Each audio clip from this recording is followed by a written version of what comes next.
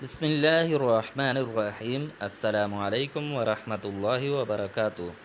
معزز خواتین و حضرات، آج ہم جو وظیفہ لے کر حاضر ہوئے ہیں وہ وظیفوں کا سردار وظیفہ ہے۔ وہ ایک ایسا وظیفہ ہے جو انسان کی زندگی کو بدل دے، انسان کے دل پر اثر کر دے اور دل کے اندر سے بیماریوں کو ختم کر دے، اور یہ وہ وظیفہ ہے جو احادیث مبارکہ سے بھی واضح طور پر معلوم ہوا ہے۔ تو اس لیے اس وظیفے کو اپنا معمول بنانا چاہیے۔ اب اس وظیفے کا فائدہ کیا ہے؟ تو یہ وظیفہ، یہ 10 آیتیں ہیں۔ ان 10 آیات کو اگر آپ رات کو پڑھ کر گھنے جنگل میں سو جائیں، تنے تنہا سو جائیں، درندوں میں سو جائیں، تو کوئی درندے کے اندر جرأت نہیں ہوگی کہ وہ آپ کو نقصان پہنچائے۔ اسی طرح آپ کو کوئی انسان، کوئی جن، کوئی جادو، کوئی چیز آپ کو نقصان نہیں پہنچا سکتی۔ بہت سارے لوگ کہتے ہیں کہ جادو ہو گیا، سحر ہے، یہ تعویذات کے ذریعے سے نقصان پہنچا دیا، نظر بد ہو گئی۔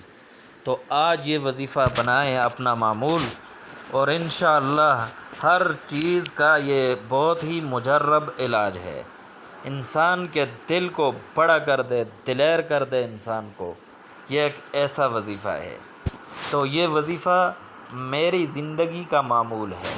اسے رات کو سوتے وقت پڑھ لیتا ہوں۔